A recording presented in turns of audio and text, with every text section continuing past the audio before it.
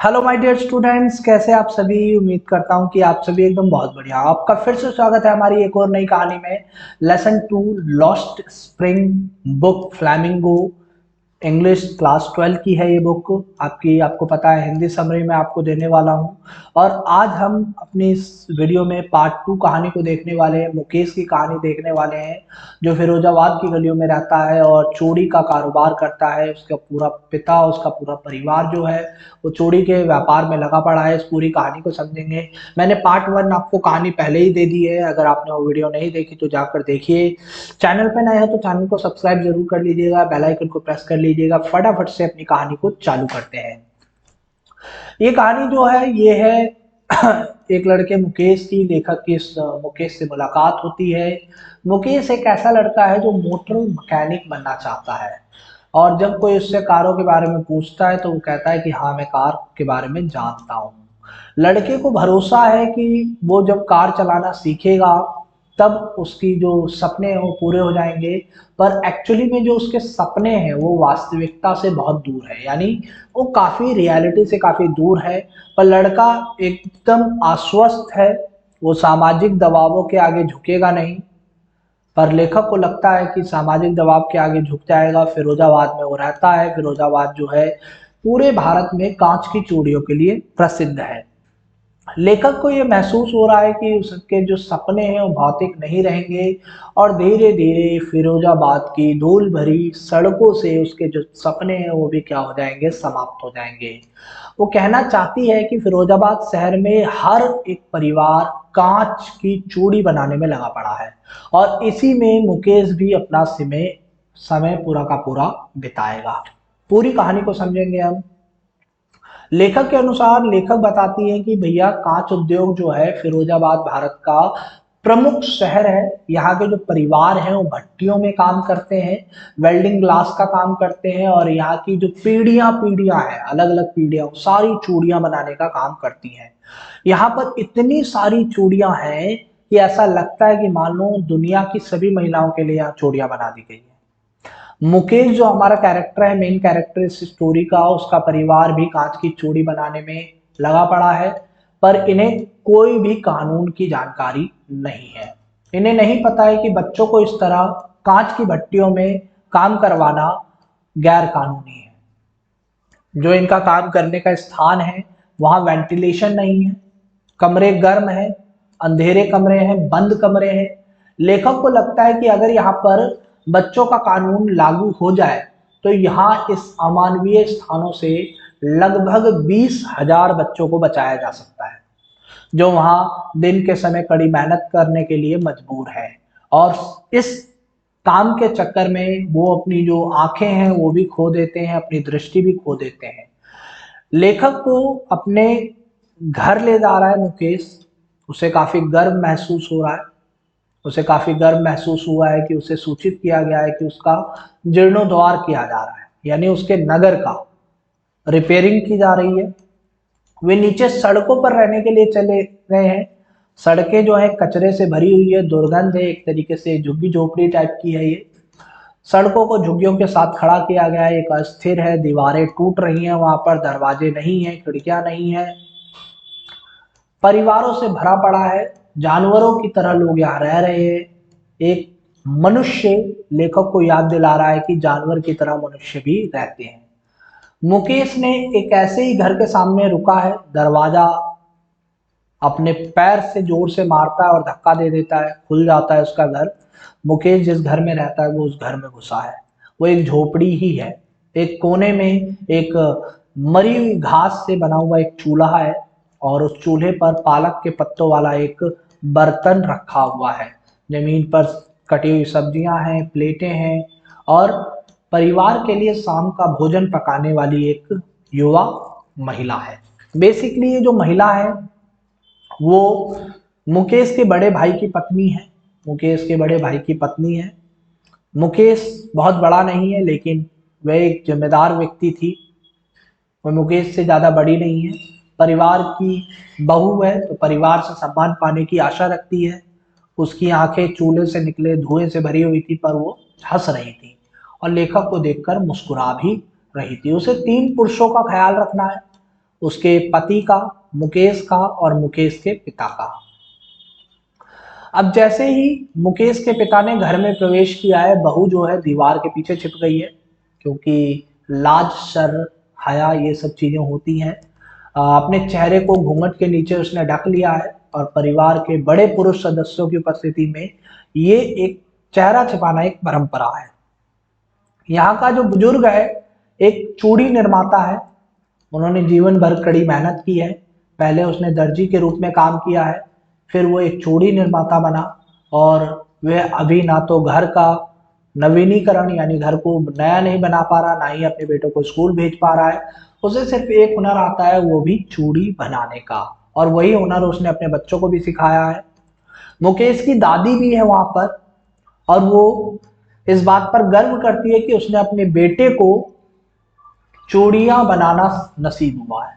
उसका पारिवारिक पारिवारिक पेशा है चूड़ियां बनाना। कांच की चूड़ियों को वो हमेशा से बनाते आए हैं। मुकेश की दादी का जो पति था यानी मुकेश के जो दादाजी थे, वो अंधे हो गए थे, इसी के कारण चमकाने से, धूल के कारण अंधे हो गए थे। उसने कहा कि उनके परिवार को भगवान से चूड़ी बनाने की कला मिली हुई है और इसलिए उन्हें कला निभानी ही पड़ेगी। वो एक विशेष जाति में पैदा हुए हैं जिसे चूड़ी बनाने का काम सौंपा गया है, और ये सिर्फ कांच की चूड़ियों को देखते हैं। हर जगह कांच की चूड़ियां हैं, पिछवाड़े में, अगले घर में, यार्ड में, कस्बे में, हर तरह के, हर रंग के हैं, सोने, हरे, नीले, गुलाबी, सभी तरह के हैं चूड़ियां यहाँ पर बसे हुए हैं। इंद्रधनुष के सभी रंगों की चूड़ियां यहाँ पर है। इसके अलावा लेखक भी ये कहता है कि भैया चूड़ियां ही चूड़ियां हैं यहाँ पर। बिक्री के लिए ठेले पर भी रखे हुए हैं चूड़ियां, जिन्हें सड़कों पर पुरुषों के द्वारा धकेला जा रहा है ठेला। ये सारी चीजें हैं। लेखक इस वातावरण का वर्णन करता है जहाँ ये चूड़ी का निर्माण हो रहा है। छोटे हैं, काले झोपड़े हैं, बच्चे जो हैं तेल की लैंप की एक पंक्ति के पास बैठे हैं, जहां पर वो कांच की चूड़ियों को गोले में कन्वर्ट कर रहे हैं, उन्हें चिपका रहे हैं। अंधेरा बहुत है, उनकी आंखें तेज धूप के अनुकूल नहीं होती है, और फिर जब वो अडल्ट बनते हैं, वयस्क बनते हैं, तो वो अपनी दृष्टि खो देते हैं। वहां पर एक लड़की भी है जिसका नाम सविता है, एक जवान लड़की है। उसने एक फीकी गुलाबी रंग की पोशाक पहनी हुई है। वो एक बुजुर्ग महिला के साथ बैठी हुई है जो शायद उसकी दादी है। वे भी चूड़ी बना रही है, कांच के टुकड़ों को जोड़ रही है। उसके हाथ जो है मशीन के चिमटे की तरह चल रहे हैं, मशीन की तरह काम कर रही है। लेखक को काफी आश्चर्य हुआ ये सोचकर जब कि सविता को पता था कि चूड़ियां पवित्र होती थी। वे एक महिला की पत्नी के लिए एक अच्छे शगुन होते थे, महिला के लिए पत्नी के रूप में शगुन है। वो सोचती है कि सविता को इस बात का एहसास तब होगा जब वो दुल्हन बनेगी। उस दिन वो लाल रंग के घूंघट से ढकेगी, हाथों में मेहंदी लगाएगी, कलाई पर लाल रंग की चूड़ियां पहनेगी। सविता के बगल में जो बुजुर्ग महिला बैठी है वो भी कई साल पहले दुल्हन बनी होगी। उसने अभी भी कांच की चूड़ियां पहनी हुई थी, लेकिन अब उसकी आंखों की रोशनी चली गई थी। बुजुर्ग महिला ने शिकायत की है कि उसके भोजन का टुकड़ा भी नहीं खाया है उसने। महिला ये कहना चाहती है कि वो गरीब है, वो भोजन भी नहीं खा सकते हैं। पर ये लाभ है उनके लिए, चूड़ी बनाने के पेशे को अपनाकर उन्होंने प्राप्त किया है। महिला के पति की दाढ़ी बड़ी हुई है और वो कहता है कि उसे चूड़ी बनाने के अलावा और कुछ भी नहीं आता। जब वे सब कुछ पूरा करने में सक्षम है और अपने परिवार को रहने के लिए घर बनाने के लिए उसने दे दिया है, बस इतना हो सकता है उससे। लेखक को काफी आश्चर्य होता है जब वो बूढ़े व्यक्ति से वो कहती है कि कुछ हासिल किया है जिसे कई लोग अन्य हासिल नहीं कर पाए हैं, और वो कहता है कि मैंने घर बना के दे दिया है। कम से कम वे परिवार के लिए एक आश्रय स्थल बना सका है। समस्या यहाँ पर पेशों से चली आ रही है, चूड़ी बनाने के अलावा और कुछ नहीं लोग ये जानते हैं। उन्हें खाने के लिए पर्याप्त भोजन भी नहीं है। इस पारंपरिक पेशे में प्रवेश करने वाले कई युवकों की ये शिकायत है कि उन्हें इसके अलावा और कुछ काम नहीं आता। गुजरते समय के साथ उनकी स्थिति में कोई सुधार नहीं हुआ है। सैकड़ों वर्षों से वो यही काम कर रहे हैं और कुछ और करने का वो सपना देखते ही नहीं है। लेखक ने उन्हें सहकारी बनाने का सुझाव दिया है। उसने उन बुजुर्गों के चंगुल से छूटने के लिए नौजवानों के समूह से बात की है कि भैया बुजुर्गों से हटो और एक अलग संगठन बनाओ। जिन्होंने अपने बुजुर्गों को फंसाया था, है ना, उन चंगुलों से हटो, उन सभी लोगों से हटो। पुरुष यहाँ पर कहते हैं कि हमारे अंदर ऐसा कुछ करने की हिम्मत नहीं की, अगर हमने ऐसा किया तो हमें घसीट कर ले जाया जाएगा, पुलिस पीटेगी हमें और हमें जेल भेज देगी। उनके कृत्यों को गैर कानूनी करार दे दिया जाएगा और लेखक को लग रहा है यहाँ कि इनके पास कोई नेता है ही नहीं। अलग तरीके से सोचते हैं, अलग तरीके से करते हैं, बहुत थक गए हैं ये, चाहे वो पुरुष हो या उनके पिता हो।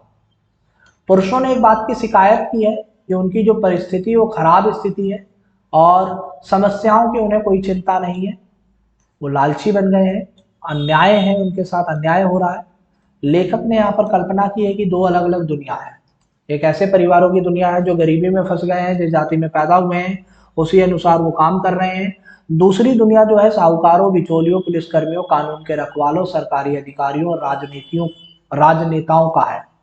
ये दोनों ही दुनिया अलग अलग है और दोनों ही दुनियाओं ने युवा लड़कों को पारिवारिक परंपराओं का पालन करने के लिए मजबूर किया है। युवा लड़के इस पेशे में आ जाते हैं तो चक्र का हिस्सा बन जाते हैं, कुछ और करने की हिम्मत नहीं होती, ना ही दोनों दुनिया को चुनौती दे रहे हैं। लड़कों को बोल्ड होने के लिए पाला नहीं जाता है ताकि वो सिस्टम के खिलाफ आवाज उठा सके। लेखक को ये जानकर खुशी होती है कि मुकेश ऐसा नहीं है। मुकेश बताता है कि वो एक मोटर मैकेनिक होगा। मुकेश से पूछा जाता है, वो कहता है कि वो एक गैराज जाकर नौकरी सीखना चाहता है। लेखक ने पूछा, गैराज उसके घर से कुछ दूरी पर ही है? मुकेश ने जोर देकर कहा, हाँ वो जाएगा। जब लेखक उससे विमानों के बारे में पूछता है, एरोप्लेन्स के बारे में पूछता है, तो लड़का चुप हो जाता है और मना कर देता है। शायद वो उसके बारे में नहीं जानता, वो विमानों के बारे में नहीं जानता, उसे विमान कभी नहीं देखे उसने। फिरोजाबाद के ऊपर शायद कोई विमान नहीं उड़ते थे, उसने सिर्फ कारें देखी हैं शहरों में। फिरोजाबाद में कारों को घूमते हुए देखा है और उसके सपने सिर्फ वहीं तक हैं।